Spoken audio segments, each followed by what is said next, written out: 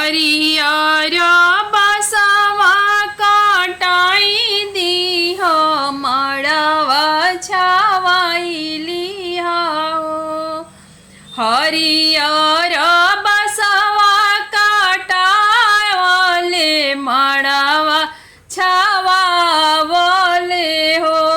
सखी ताही मड़वा बैठले कन्हैया जी मुरली बजावले बंसुरी बजावले हो। हरियर बसवा कटावले मड़वा छावावले हो। सखी ताही मड़वा बैठले कन्हैया जी बांसुरी बजावले मुरली बजावले हो।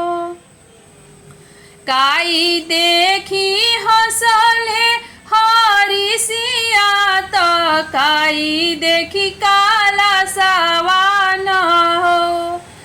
काई देखी हंसले हरिसिया तो काई देखी काला सवानु हो।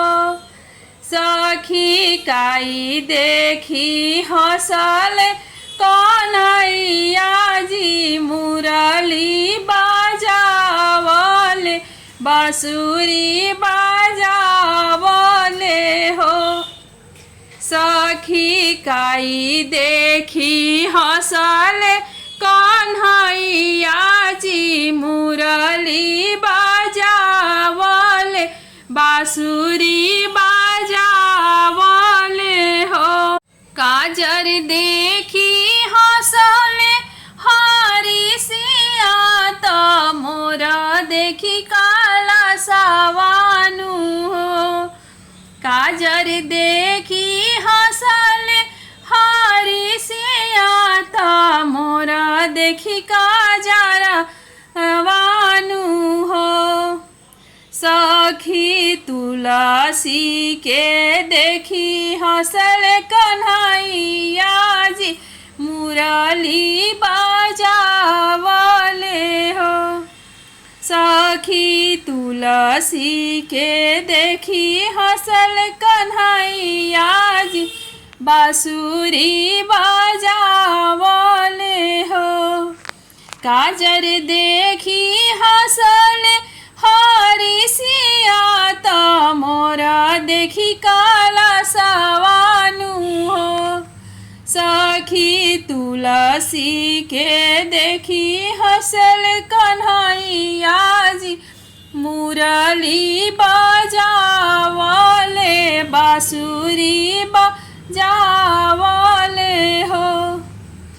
काई देखी हंसली गैया तो काई देखी बाछड़वानु हो। काई देखी हंसली गैया तो काई देखी बाछड़वानु हो। सखी काई देखी हंसले मोरावा तो मने मने भी हंसले हो। सखी काई देखी हंसले मोरावा तो मने मने भी हंसले हो। रूप देखी हंसली गैया तो तरंग देखी बाछड़वान हो। रूप देखी हंसली गैया तो तरंग देखी बाछड़वानु हो।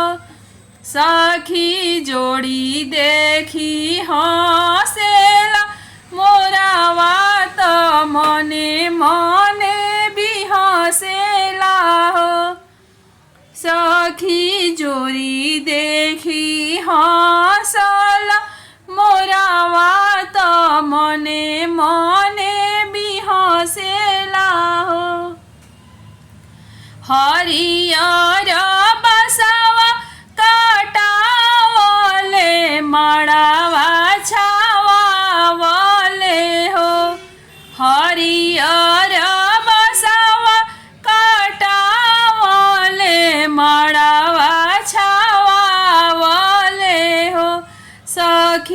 ताही मड़वा बैठले कन्हैया जी मुरली बजावले हो। सखी ताही मड़वा बैठले कन्हैया जी बाँसुरी बजावले बाँसुरी बजावले हो।